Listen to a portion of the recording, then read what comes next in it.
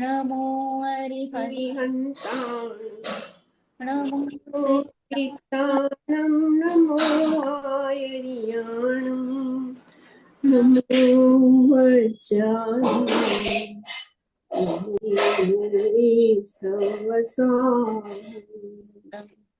मंगलम भगवान वीरो मंगलम मंगलम कुंभकुंभाजो जय जय सर्वमंगल मांगल्यम मांगल्य ज्ञानं सर्वधर्माणां जयति जयतु शासनम।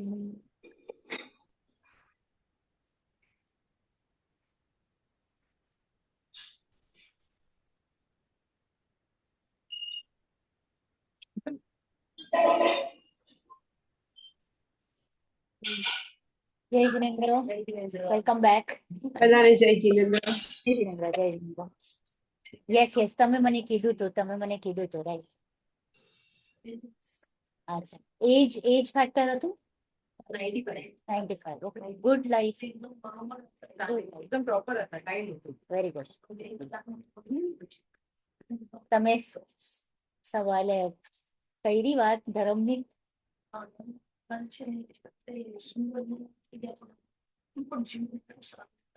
ઓકે, હા,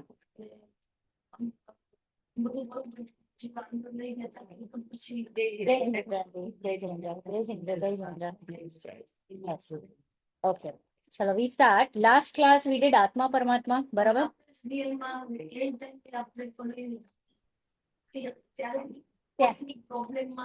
100%. એટલે હમણાં સંસ્કાર પડવાના છે. જ્યારે એન્ડ ટાઈમ આવે ને તો તમને ક્લિક થાય.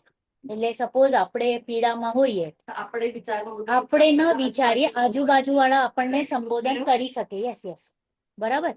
તો it is our duty, young generation.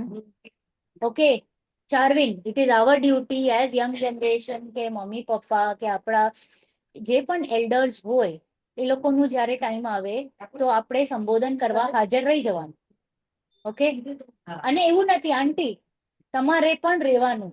જે કાળ તો ક્યારે પણ આવવાનું છે, રાઈટ? વી ડોન્ટ નો કોણ ક્યારે જાય.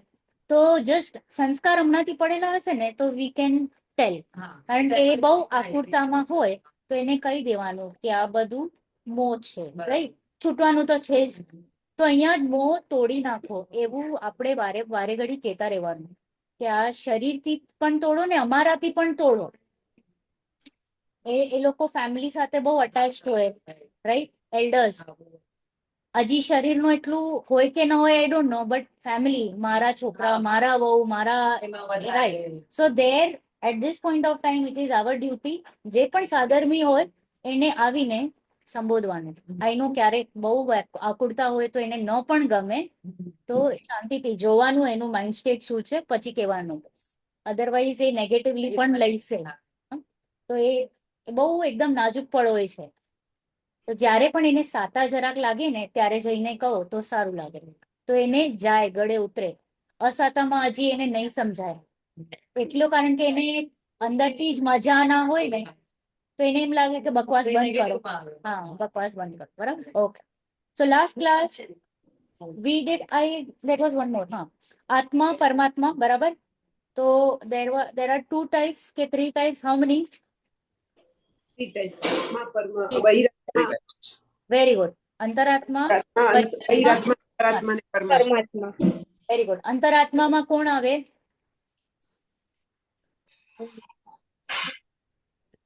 સાધુ. સમ્યક દ્રષ્ટિ આવે. ગુણસ્થાન લઈને 12મા ગુણસ્થાન. એમાં પણ આપણે ભેદ પાડ્યા હતા, બરાબર? 3 ટાઈપ્સ અંતરાત્મામાં. યસ, ફર્સ્ટ વન ઇઝ જગન્ય, એટલે ખાલી ચોથા ગુણસ્થાન વર્તી, એટલે કે ગ્રહસ્થ. પછી બીજું 5મા થી 12મા સુધી શું આવે? મધ્યમ. અને 12મો એટલે 5 to 11, અને 12મા શું કહેવાય? ઉત્તમ. અને 13 થી 14 શું છે? પરમાત્મા. એમાં પણ આપણે બે ટાઈપ્સ કર્યા હતા, સકલ અને નિકલ. એકલ. ઓકે, સકલ એટલે વિથ શરીર, સકલ એટલે અરિહંત ભગવાન, અને નિકલ એટલે સિદ્ધ ભગવાન. ઓકે, આને કરી લીધું છે એટલે પરમાત્મા. તો our journey is from બહિરાત્મા ટુ અંતરાત્મા ટુ પરમાત્મા. બરાબર, એ રીતના. જસ્ટ રીડ, તમે લોકો રીડ કરી લેજો. કઈ ડાઉટ્સ હોય તો come back to me. Okay, અને પેલાના ક્લાસ પણ હા સાંભળી લે. ઓકે, હવે આપણે સકલ પરમાત્મા એટલે અરિહંત ભગવાન, એટલે કે હયાત છે, સંસારમાં છે, શરીર સાથે, એટલે કે સમોશરણમાં હોય, કા એમની નાની ગંધકુટી પણ હોય. સપોઝ તીર્થંકર ન હોય તો ગંધકુટી હોય, અને તીર્થંકર હોય તો સમોશરણ. ગંધકુટી સ્મોલર સમોશરણ, સ્મોલ સમોશરણ. ગંધકુટી, ગંધકુટી એટલે નાનું સમોશરણ, મોટું ના હોય. ઓલું તો તીર્થંકરની તો વિભૂતિ જ અલગ હોય ને, પુણ્યનું ઉદય એકદમ જોરદાર હોય, એટલે બહુ મોટું હોય. 20,000 સ્ટેપ્સ એન્ડ એસ્કેલેટર હોય, ખબર છે ને એવરીબડી?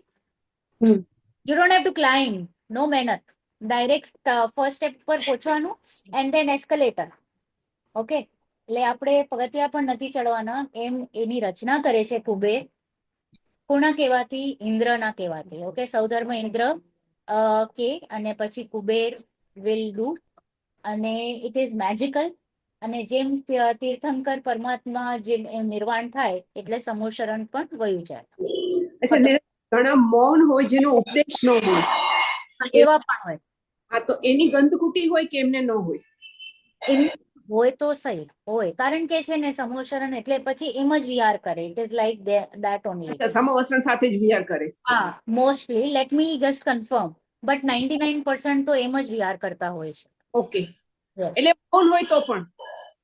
તો let me just confirm with this, because ઘણા પણ હા હા, મુખ કેવલી હોય ને, મુખ હા, મુખ કેવી હોય એટલે એ એમનું ઉપદેશ પણ ન હોય. દેશ પણ ના હોય, ના હા. હોય.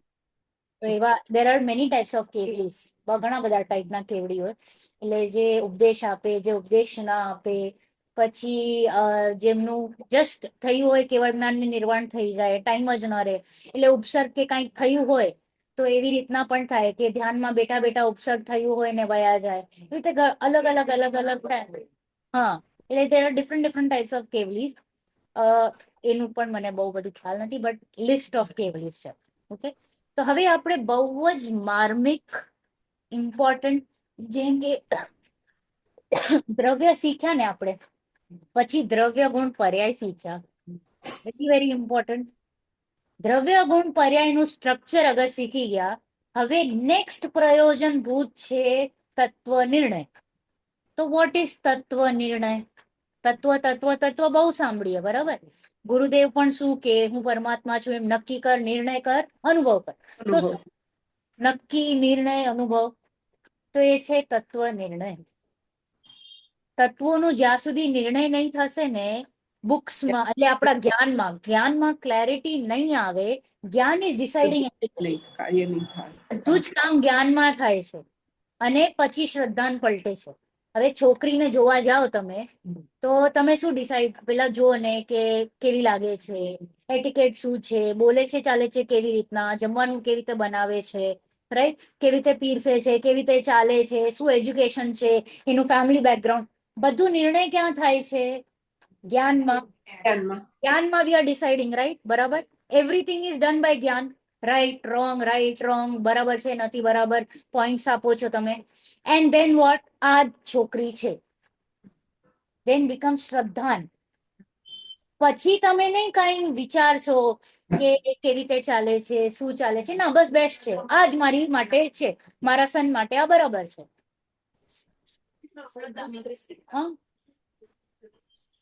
હા, પછી અવગુણ પણ આવશે ને. સપોઝ બોલતા બોલતા કંઈક હકલાય, તો આપણે એને ઇગ્નોર કરશું કે બીકોઝ વી નો કે બરાબર જ બોલે છે.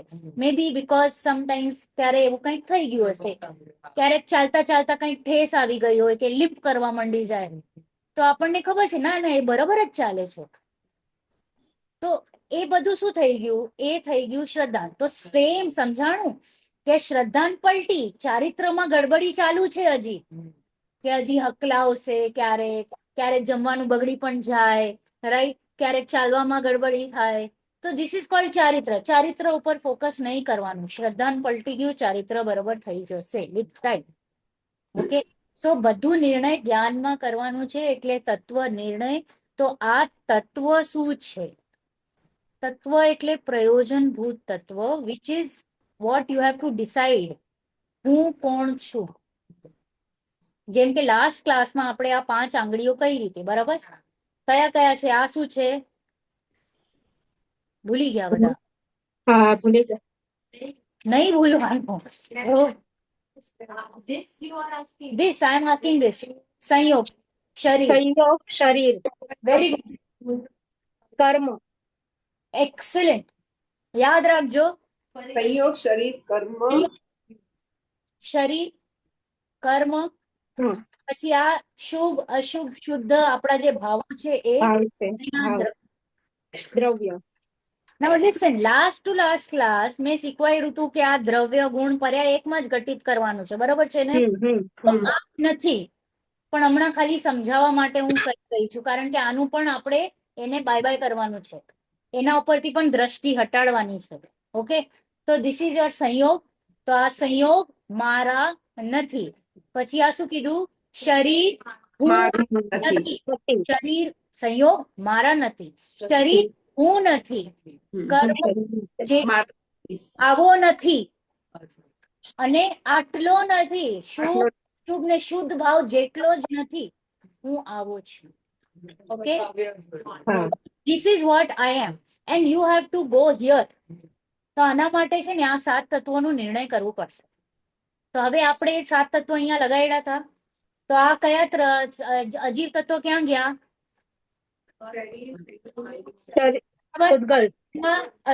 અજીવ તત્વ થઈ ગયું. તો આ જીવ તત્વ થઈ ગયું. ઓકે, બેસ્ટ બેસ્ટ, બરાબર. હવે અહીંયા શું રહી ગયું? આપણા બધા ભાવ રહી ગયા. શુભ શુદ્ધ અશુદ્ધ, બરાબર. તો આમાં થઈ ગયું આશ્રવ, બંધ, સંવર, નિર્જરા અને મોક્ષ, બધા જ. અને આ રહ્યો હું, જીવ તત્વ, પ્યોર. ઓકે, સુમિતભાઈ, યુ આર આસ્કિંગ ના what am I? So this is me. The moment હું આનાથી બહાર નીકળ્યો એટલે બધું વિભાવ ભાવ ચાલુ થઈ જાય છે. તો આની દ્રષ્ટિ ખાલી કરવાની છે. It is a process, it will take time, it is not magic. કારણ કે જ્ઞાનમાં ક્લેરિટી છે નહીં. અનાદિથી ભૂસા ભરેલા છે, એને પેલા કાઢવાના છે. Okay, right. તો શું કે છે કે જીવ અજીવ આશ્રવ બંધ સંવર નિર્જરા મોક્ષ. લાસ્ટ ટાઈમ આપણે આનાથી શીખ્યું તું બોટના એક્ઝામ્પલ થી, બરાબર. એક્ઝામ્પલ છે ને બહુ મન છે, બધા જ શાસ્ત્રમાં આવે છે. તો એ બોટનું એક્ઝામ્પલ થી પ્લસ આપણે એમ પણ મહેમાનનું પણ એક લીધું હતું, એમ જ જસ્ટ સમજતું, બરાબર. સિદ્ધિબેન, is the essence. Now you will have to listen to the earlier recording.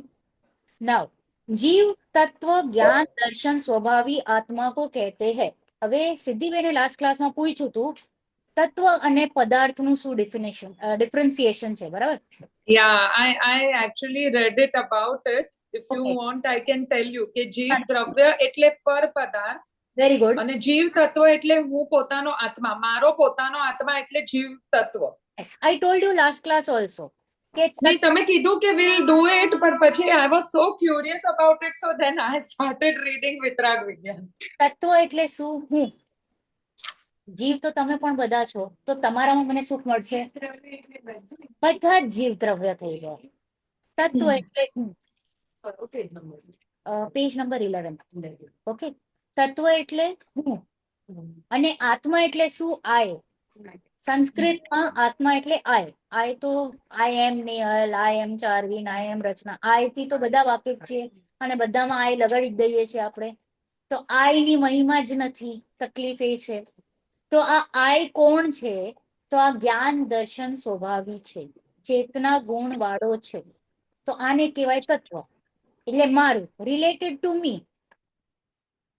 C, હા, મને જે પ્રયોજનભૂત છે ને, દેટ ઇઝ માય બાઉન્ડ્રી. બાકી બધું બાય બાય, બરાબર. યસ સિદ્ધિબેન. તો શું કે છે? જીવ દર્શન ज्ञान स्वभावी आत्मा को कहते हैं. ज्ञान दर्शन स्वभाव से रहित तथा आत्मा से भिन्न समस्त द्रव्य पदार्थ अजीव तत्व कहलाते हैं. પેલા શું કીધું? જ્ઞાન